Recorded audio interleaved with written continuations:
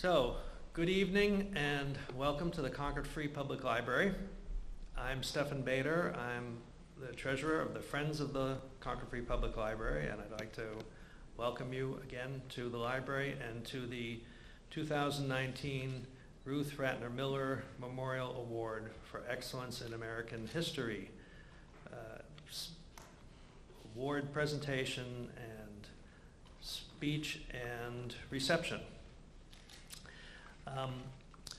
The Friends of the Library have been presenting this award since 1998. I'm sorry. So we're on our 22nd year, and we are happy that the award started in honor of Dr. Ruth Ratner Miller, who believed passionately that understanding history was not merely desirable, but a civic and a religious duty as well. To that end, she was an original member of the Holocaust Commission and a founding trustee of the Holocaust Museum in Washington, D.C. After raising 4 children, she returned to Case Western Reserve University and earned a PhD in education. She went on to serve as health director and director of community development for the city of Cleveland in the late 1970s, and then became president of Tower City Center, the developer that renovated Cleveland's Terminal Tower, marking the beginning of the city's renaissance. She also served as trustee of Cleveland State University, and her many acts of public and private charity prompted some to refer to her as Tikkun Olam, which is Hebrew for repairer of the world. How the world could use such people today.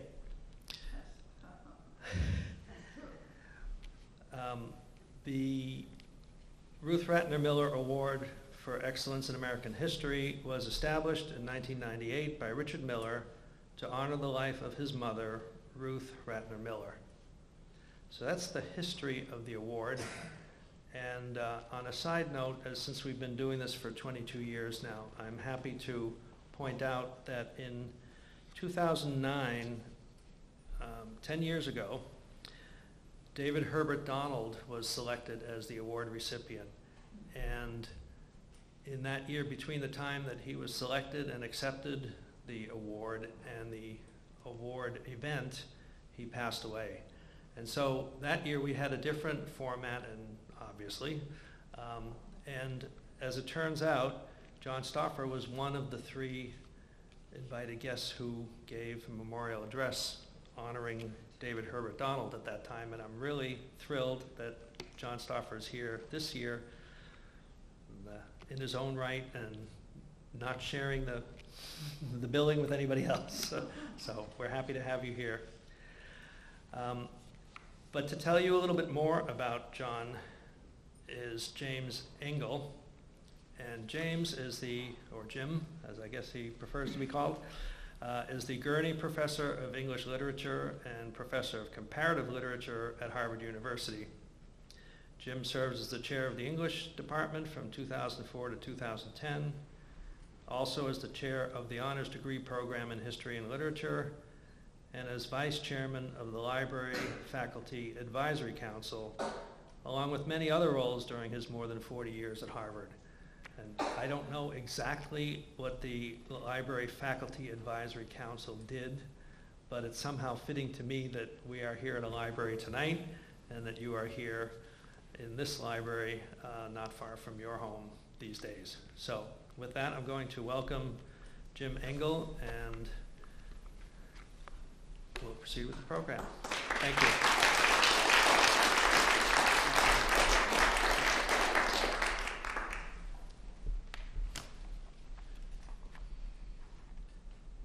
Good evening. John Stauffer is a consummate scholar of American and African American history, a beloved teacher, expert in the art of photography, and a force for justice in the United States. Yet if this introduction paints John as a paragon, that's the wrong impression. He does have one fault at least. He doesn't know when to cease doing more and better work. If you give him roses, he may not stop to smell them, but rather to arrange and photograph them, and then determine if they're an American variety or not. The quality of his work and the intensity of his teaching are matched only by the torrid pace of his undertakings. But he does not rush. He does not overlook. The telling detail is always rescued, even if its honesty is perhaps embarrassing. So in Giants, his humane dual study of Frederick Douglass and Abraham Lincoln, John relates the fact that when former President John Quincy Adams collapsed at his desk in the House of Representatives after opposing a vote of gratitude to the generals of the Mexican War, and then died 2 days later, Lincoln continued to ignore Adams and did not say a word in praise or eulogy, but remained instead friendly with the Southern Whig slaveholders.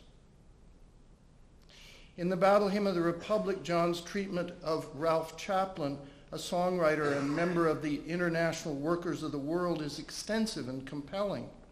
It leaves a picture more nuanced, with more shade than other accounts. It's fair-minded when it would have been easy to be overly sympathetic to a young radical, or illiberally dismissive of Chaplin's apparent sympathies with conservative thought later in his life.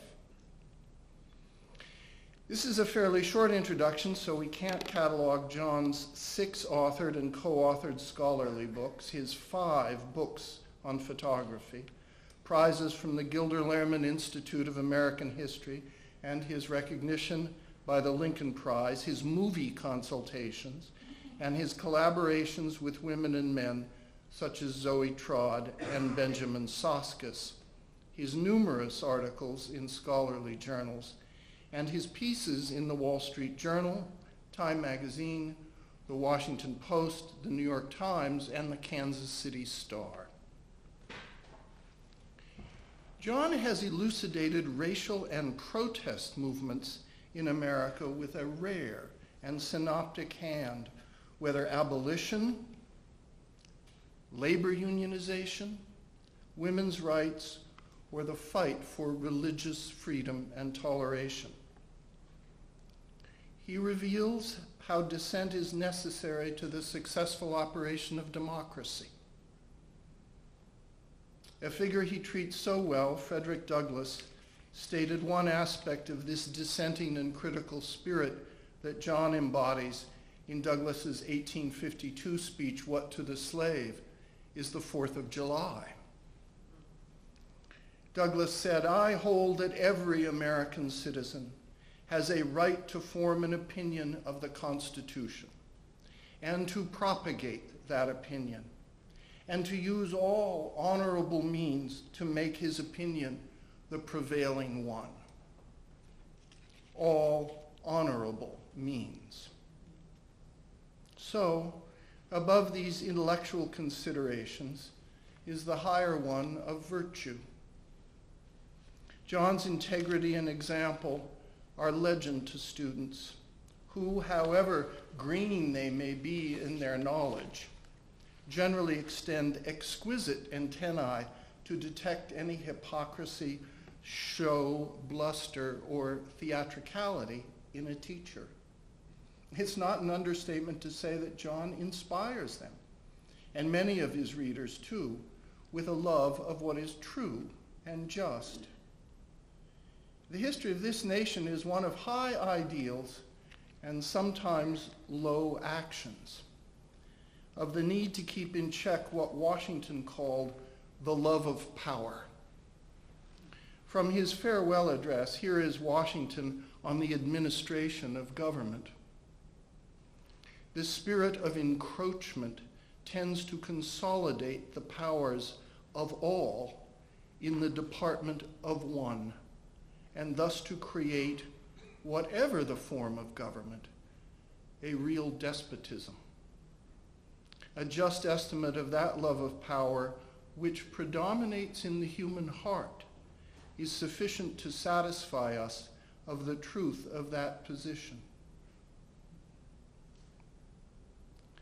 John's writing, teaching, and life are dedicated in one sense to keeping in check that love of power, exposing its crimes, and showing a hopeful path to a better future.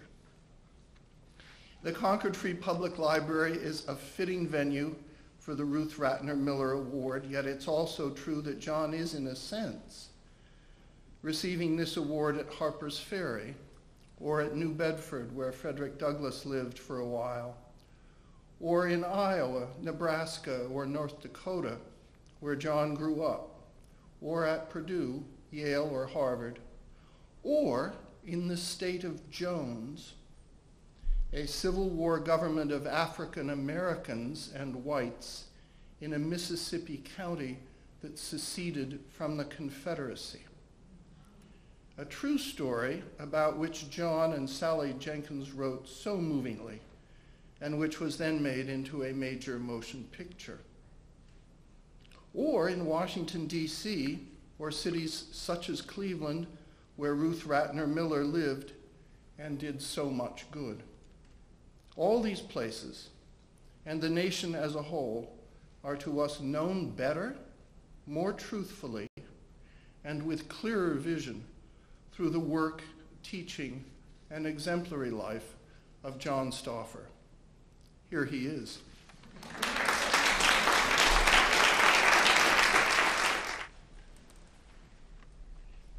Thank you, Stefan, for telling me. Stefan was the one who called and informed me that I won the Miller Award, and I'm immensely honored and humbled. It has made my year. I have loved this library. I was here to see most recently the Picturing Emerson exhibition, which is close to my heart, not only because of photography, but because I did a book with Zoe Trod and another scholar on Picturing Frederick Douglass, another contemporary and actually someone who considered himself a friend of Emerson. I'd like to give a very special thanks too to Jim Engel for almost 20 years he's been a friend and mentor.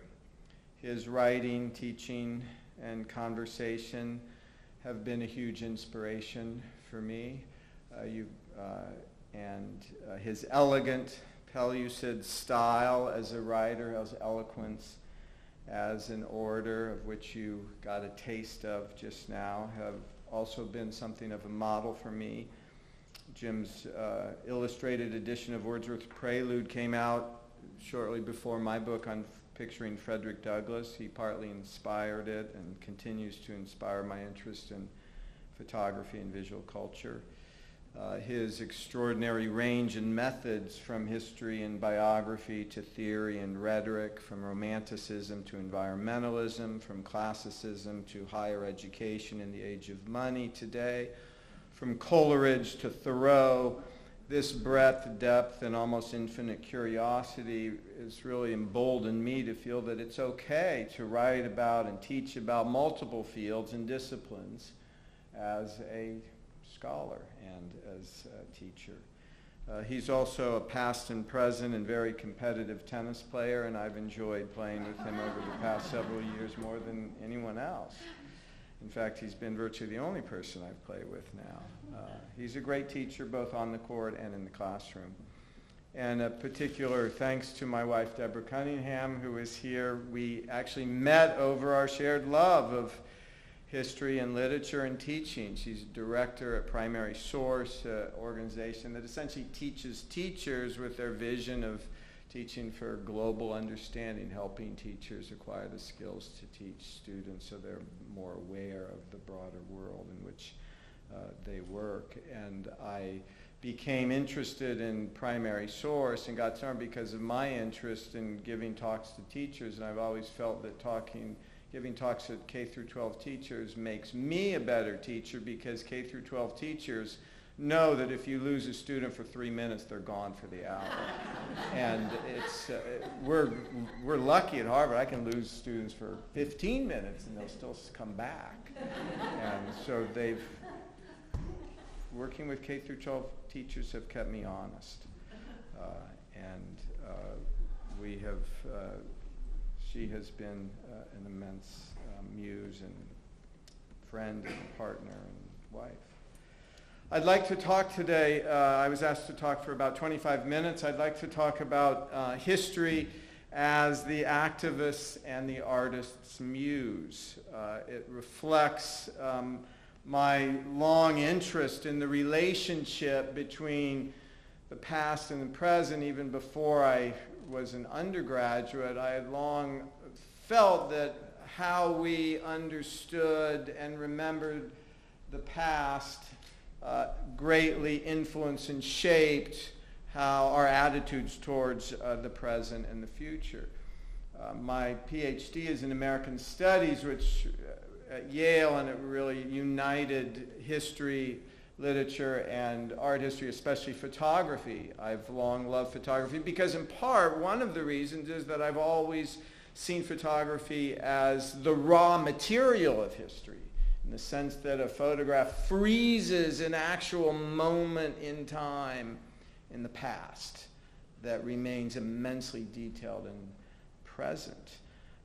American Studies, part of the interest is that the approach and methodology of American Studies, at least when I was at Yale, was, and it's based on really the founding of American Studies as an academic discipline, and it was seen as exploring or seeking to recover or uncover a usable past. And that idea of a usable past is even longer than the foundation of American Studies. It goes back at least to in the United States, the antebellum era. Frederick Douglass, in What to the Slave is the 4th of July, in my view, his greatest speech, an absolute masterpiece, said, we have to do with the past only as we can make it useful to the present and future.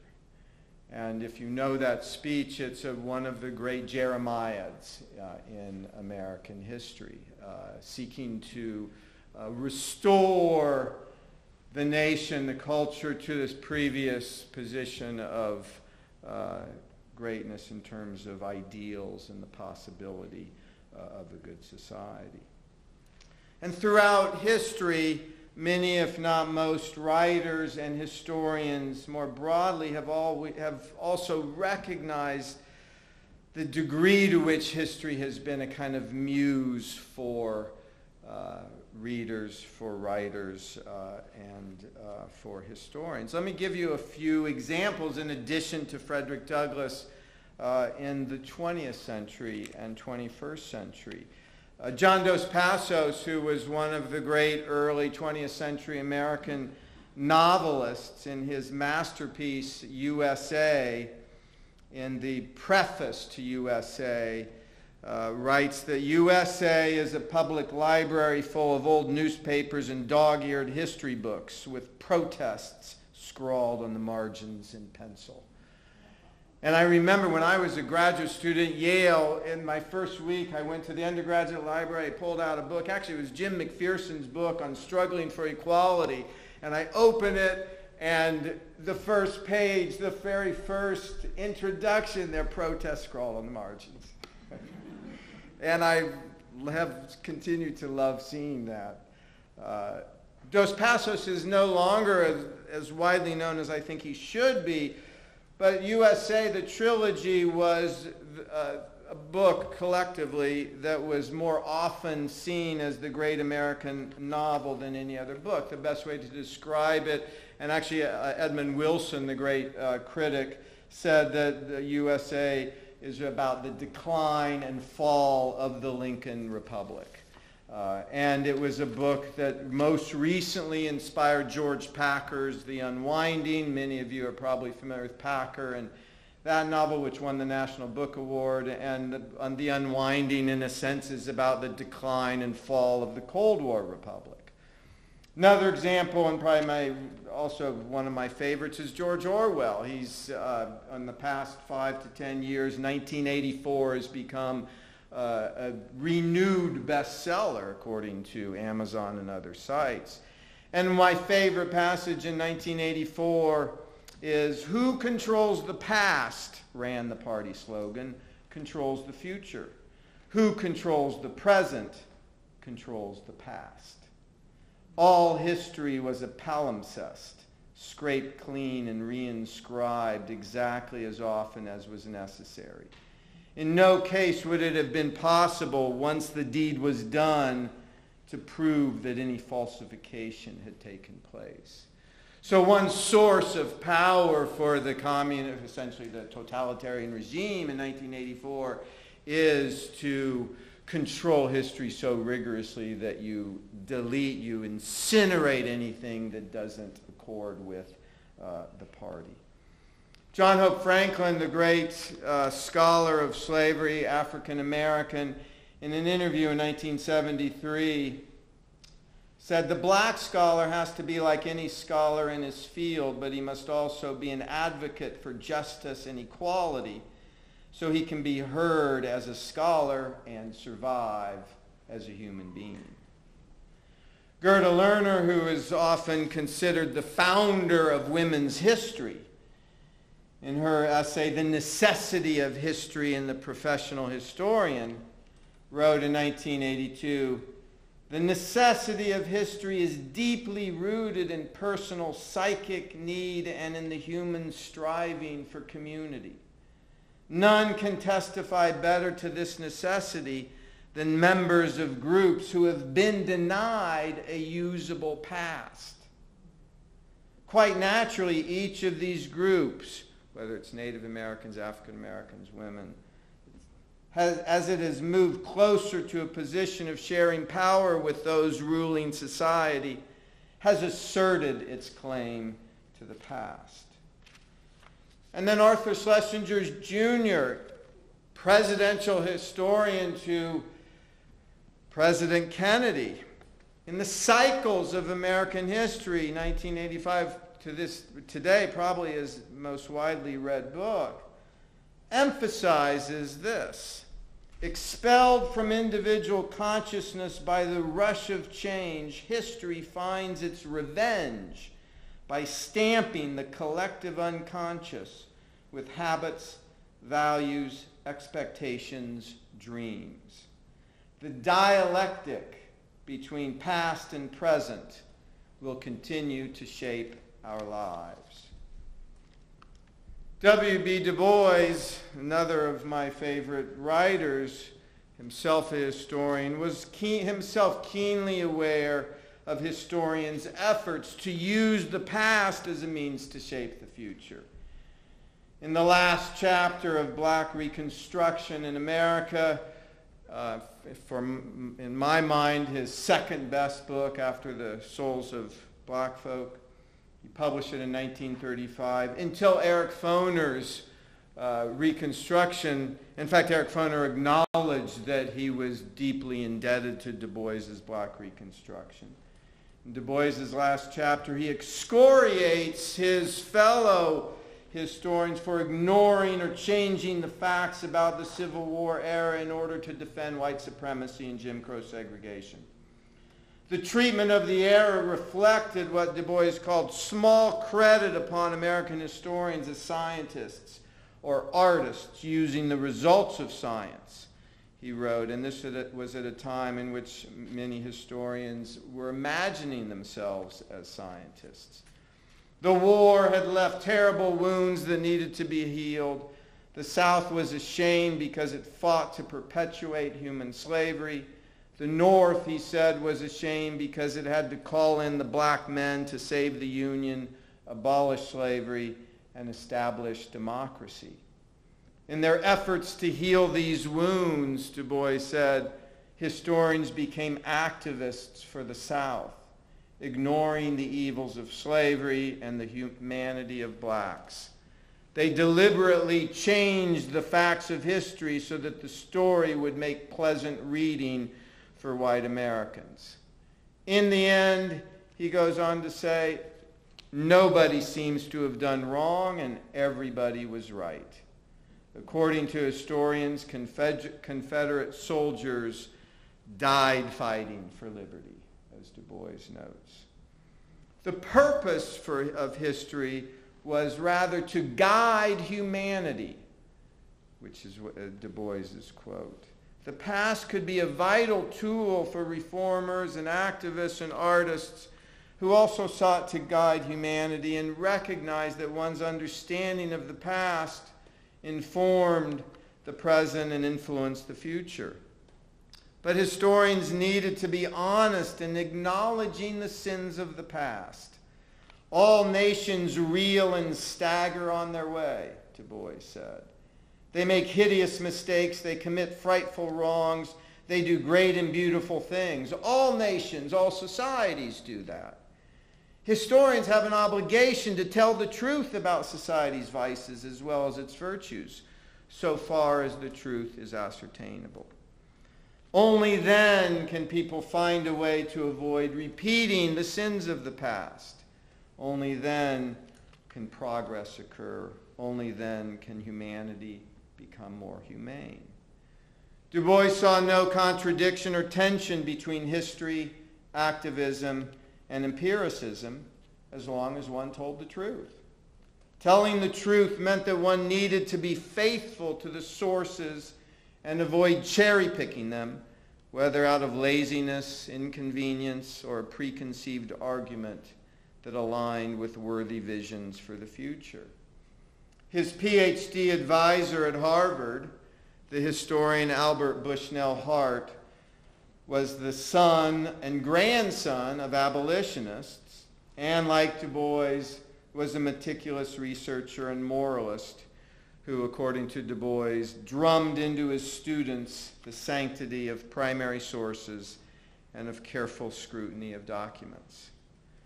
But the historians Du Bois rebuked in Black Reconstruction ignored or distorted the facts while defining their scholarship, at least publicly, as dispassionate. In their rhetoric and tone, they pretended to be uninterested in using the past to shape the future, thus publicly denying their agenda of defending white supremacy and black unfreedom.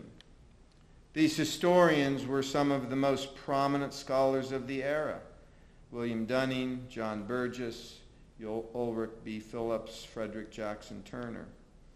In Du Bois's reckoning, they resembled the historians in George Orwell's 1984, in which history became a palimpsest, scraped clean and reinscribed exactly as often as was necessary to sustain a closed society, which is how many scholars define the antebellum South and the postbellum South until Reconstruction, a kind of totalitarian state. Activists have long used history as a muse or a means to set the world right, as Du Bois phrased it, in order to realize their vision of a better society.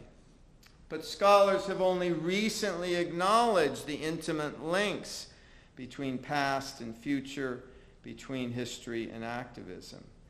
For much of the 20th century, Americanists argued that activists were comparatively ignorant of history. In the past decade or so, in fact, one of it is attributable to one of my former graduate students, Zoe Trott. She and other scholars have debunked this long-held myth of American reformers and their movements as a series of fresh starts or new beginnings. Instead, they draw attention to the inspiration and influence that history, whether in the form of books, archives, museums, or monuments, have had on activists. Socialists and Wobblies, for example, refer to themselves explicitly as the new abolitionists. We're the new abolition movement. Civil rights activists define their movement as the second Reconstruction. It's actually the second wave of abolitionists. Abolitionists, Confederates, African Americans, feminists, labor activists, and environmentalists all wrote the first histories of their respective groups and movements. They created a usable past for understanding the present and shaping the future. Gerda Lerner explains this phenomenon when she says the necessity of history is deeply rooted in psychic need and in the human striving for community. None can testify better to this necessity than members of groups who have been denied this usable past. Academic historians have often been publicly uncomfortable acknowledging the dialectic between past, present, and future, as Arthur Schlesinger Jr. phrased it, thus their role as activists. And this is one of the things, in my view, that distinguishes history from English or literary historians. They often seem unaware of the long-standing tradition of scholars explicitly linking past and present. For decades, the notion that a scholar's work should be dispassionate was something of a mantra for historians. It was as if dispassionate rhetoric and detached tone reflected a devotion to empirical research and especially to the past solely for its own sake, regardless of how careful the practitioners were in telling the truth about the sources.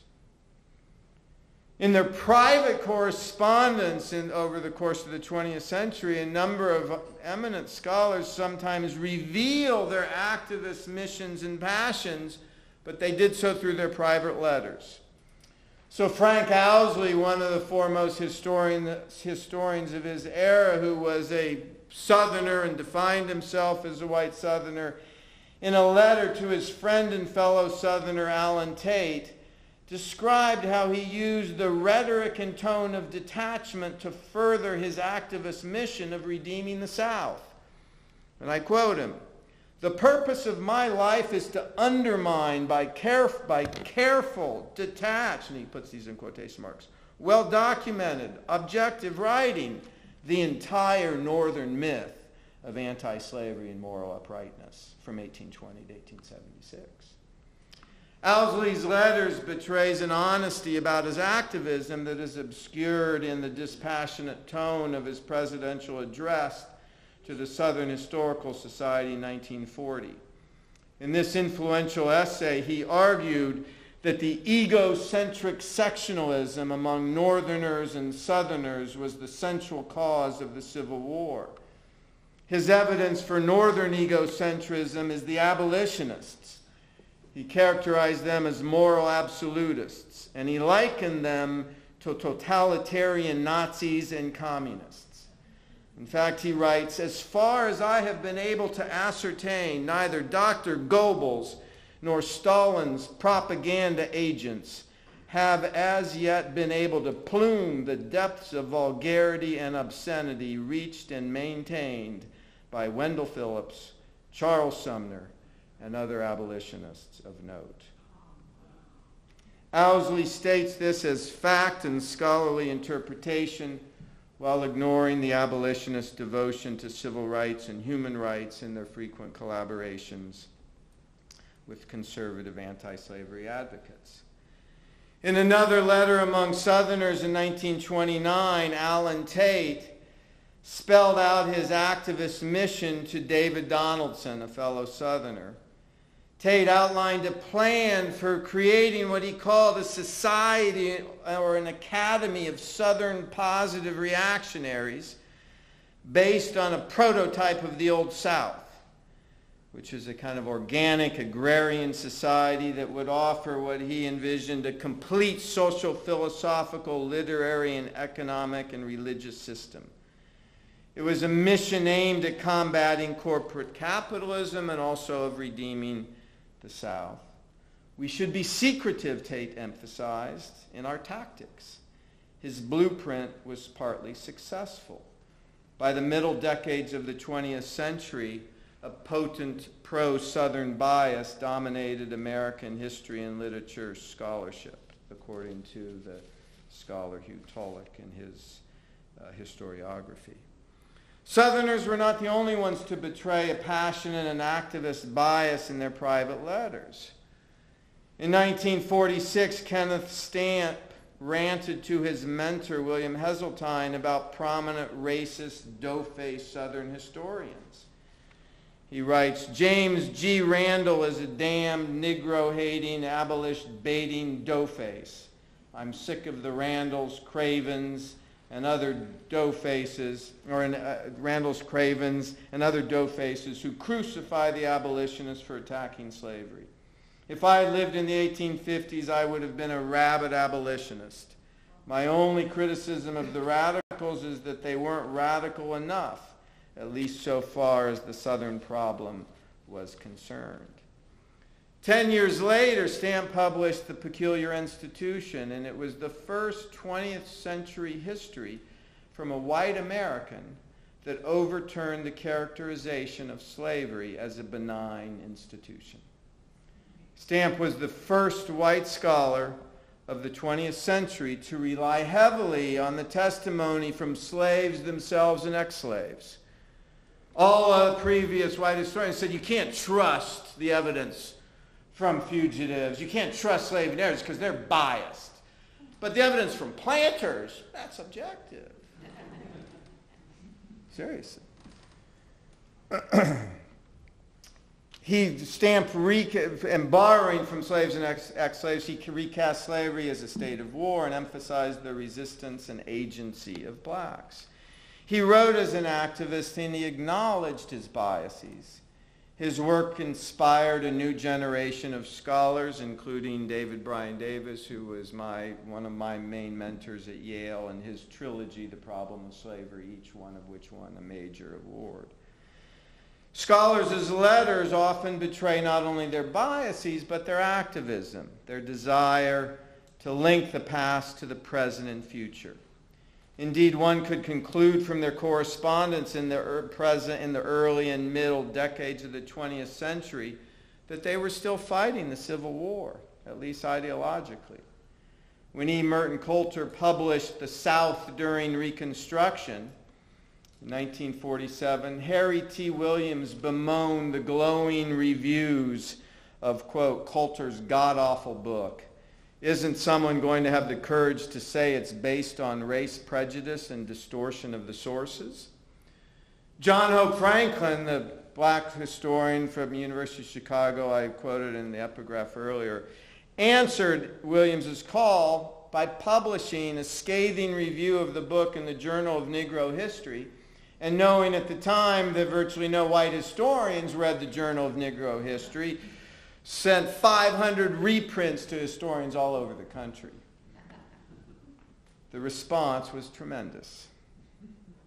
It was only after World War II that the ethos of the idea of the past for its own sake really began to flourish.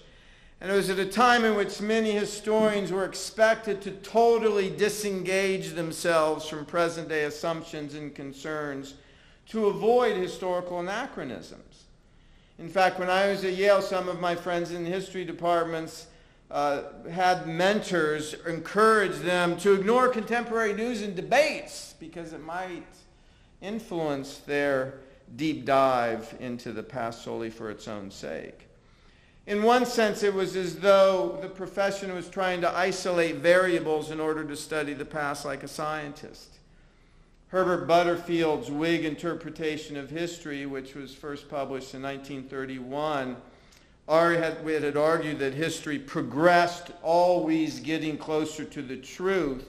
It really doesn't become widely read until the post-war period, when it becomes a staple of post-war reading lists. It was an extraordinary shift from a previous history of historians wanting to reach a broader public, but with an explicit bent. From the founding of the American Historical Association in 1884 until 1995, presidential addresses had emphasized the importance of studying the past in order to understand the present. The shift to analyzing the past for its own sake coincided with the inward turn, according to one scholar in the profession, in which historians abandoned their previous aspirations to write for a general audience. Increasingly, they directed their work to a strictly academic audience, and historians now felt free to say, "The public be damned," according to the scholar Peter Novick in his superb book on the discipline of history in the 20th century. And not surprisingly, from around 1960s through arguably yesterday, the popularity of history as a discipline has declined dramatically.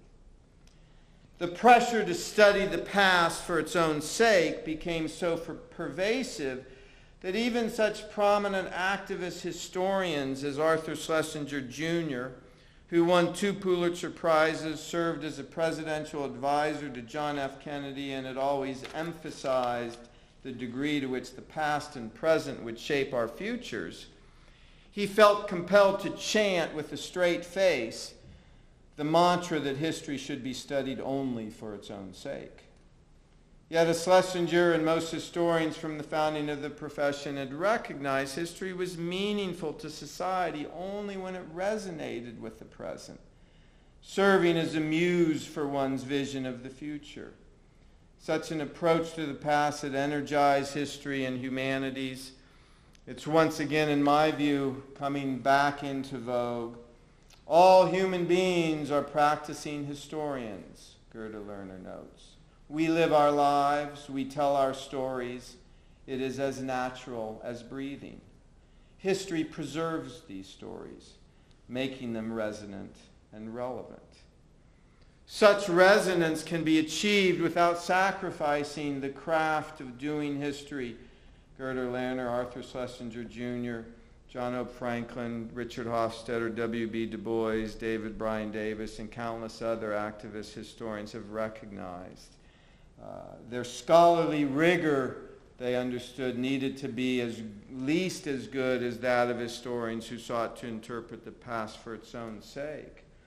But they also recognized that the very topic an individual chooses to write about, if it's history, arguably even if it's not history, whether they acknowledge it or not, is a decision, if it's circulated, that has social, political, aesthetic, emotional, and spiritual, as well as scholarly and intellectual implications. Thank you.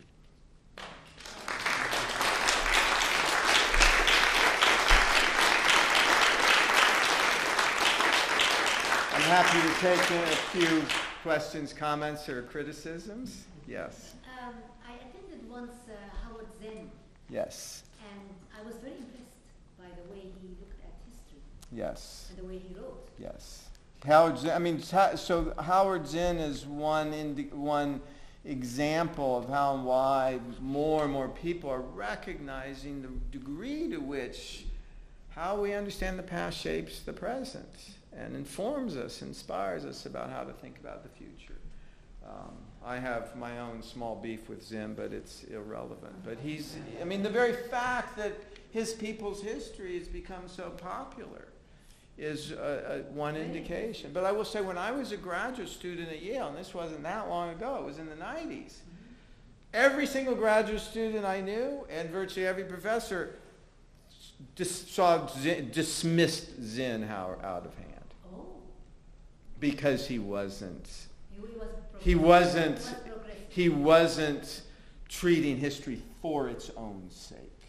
Huh. Well, actually, he was tying it with people's lives. Yes. Yeah. And he very self-consciously, he was one of the first. He actually, I think his greatest contribution was to really change the paradigm of returning us back to a tradition where people appreciate and recognize the degree to which how we understand and interpret the past has profound implications for understanding the present and the future. I think that's his greatest contribution. Yes. You've mentioned Reconstruction a number of times. Yes. Oh, what a mess. Could you say a little more about it, I guess? Yeah, so I'm finishing this. David Donald was a friend, and then I'm finishing the a biography of Charles Sumner. So I can say a lot about Reconstruction. On the one, first of all, one way to understand it, it was the Civil War doesn't end with Appomattox. If you're African American or a Republican and you're in the former Confederate States, there is still war. It's just guerrilla warfare. And that continues amid the successes of radical Reconstruction. And there were successes from roughly 1868 until about 1873. African Americans controlled their communities in the South. They were mayors, they were chiefs of police, they led local governments. If you look, in fact, I show my students, you look at especially the Gulf states, the state legislatures of South Carolina and Georgia and Mississippi and Alabama and a few others, when you see the state legislatures of 1868 to 1874, it's 90% African American. The state legislators were African Americans. They controlled the politics in the state. Now, again, not without vicious guerrilla warfare. And then for a variety of reasons, part of it is Northerners were tired.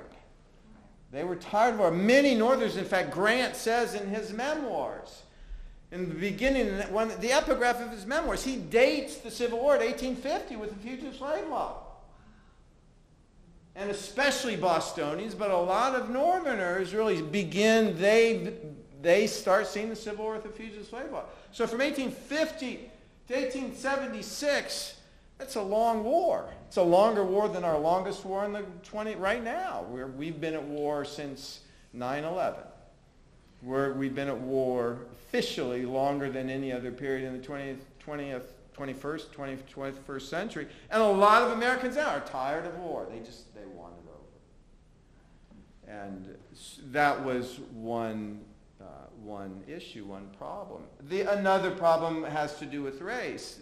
One of the fascinating aspects of the Civil War was in 1865 at Appomattox, most white Northerners, especially Republicans, rightly recognized that the only way the North won the war is because of the crucial support of African Americans.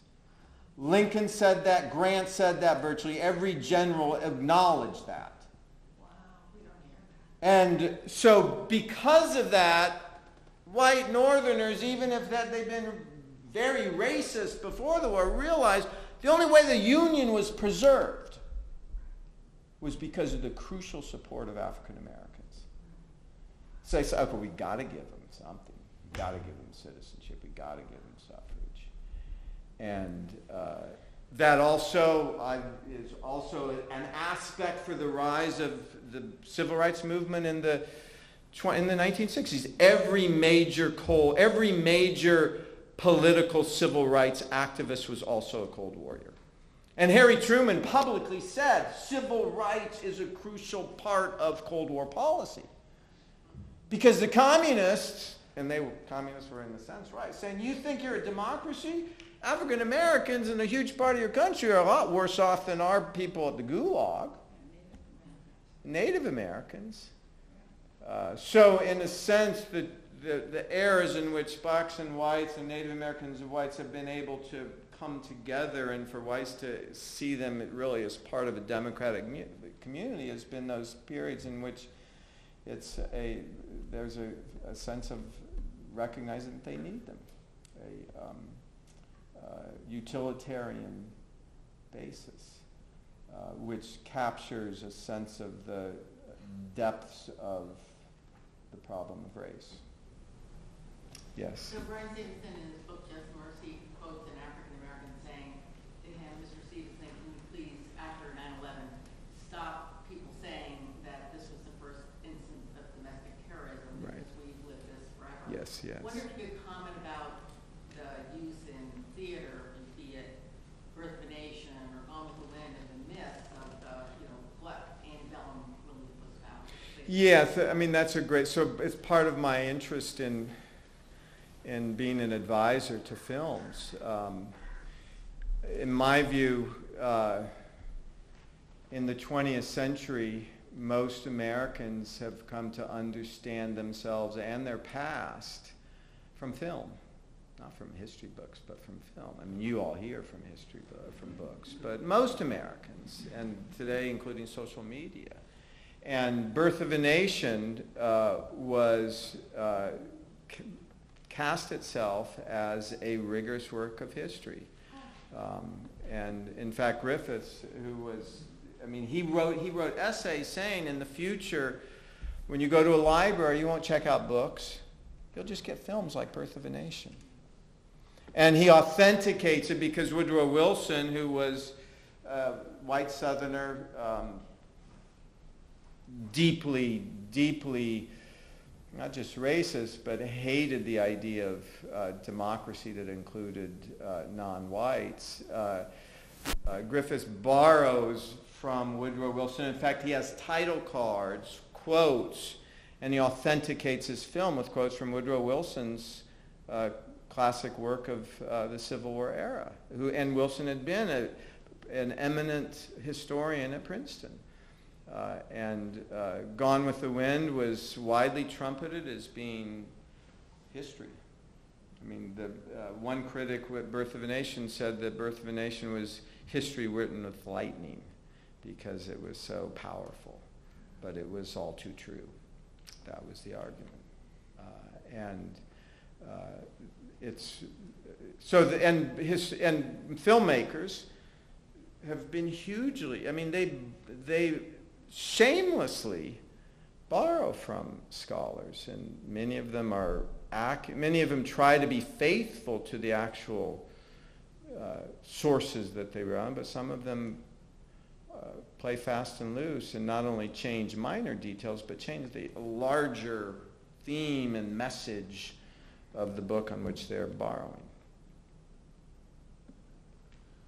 Yes. Do you have any sense of how our collective sense of history is changing with massive technology changes? Yeah, that's So many videos. the $64,000 question.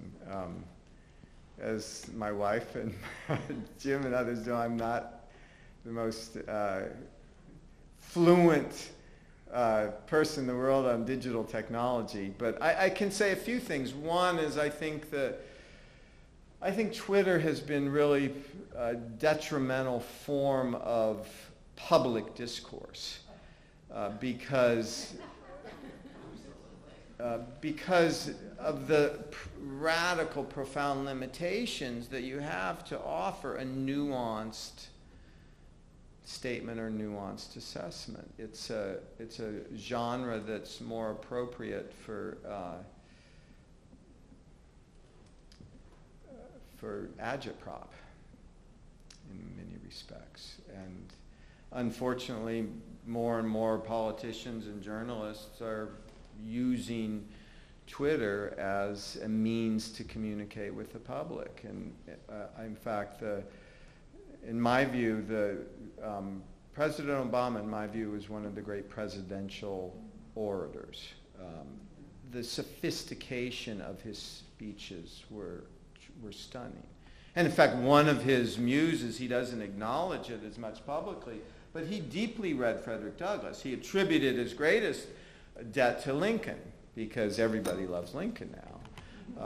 Whereas if he said, I was hugely influenced and inspired by Douglass, then it's, Frederick Douglass, close friend of John Brown, you're a close friend of Bill Ayers, radical Weather Underground guy, you are a true radical.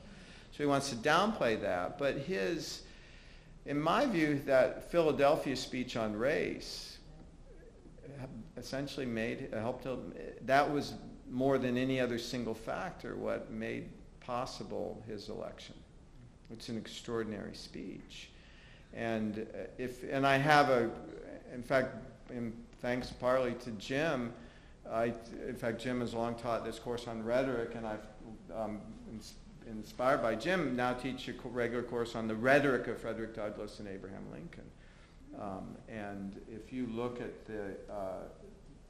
at classic speeches, I mean, the 19th century is the golden age of oratory. The average speech was 2 hours.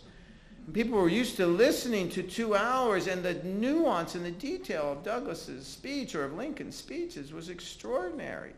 You know, Lincoln, and part of Lincoln's brilliance was going from this intense, detailed wonкishness to just these gorgeous flights of rhetorical and spiritual elegance. I don't imagine you greater contrast than Twitter. Yeah, that's exactly right. And in a profound way, a democracy depends upon a literate electorate, because it requires literacy to be able to distinguish a statesman from a confidence man, an honest man or woman from a con man or woman. And if one doesn't have that skill, it's very easy to be hoodwinked. According to, in fact, I've tracked literacy rates, and literacy rates have declined fairly dramatically over the course of the 20th and 21st century, in part because of the rise of different media, first with radio, then with television, and some critics, some scholars have said with the rise of social media and Twitter, the long novel, War and Peace, Dostoevsky, the long novel over 400 pages is unread, and people don't have the capacity to read it because they're unable to stay with it. And I think that's I think that poses a danger to democracy.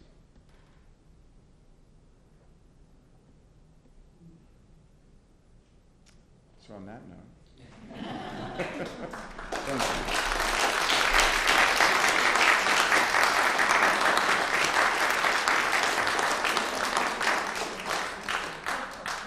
Wait, John, I'm Ann Urza-Leggett. I am president of the Friends of the Public Library, so thank you all for coming, and thank you so much. That was, even though a little bit of a downer, of a down note at the end, really wonderful speech, and thank you so much. So thank you, first of all, there. And then this is the Miller, the sort of official Miller Award.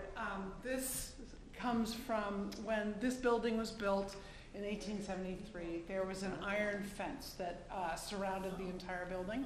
And as the building has been expanded and continues to expand to serve this community, the fence was taken down, but we saved these finials so that we can put them into use for special occasions such as these. So thank you very much.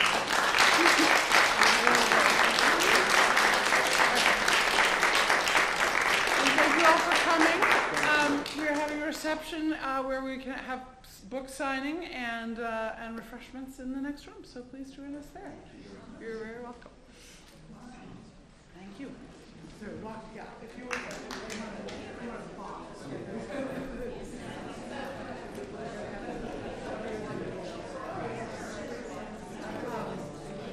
Vietnam.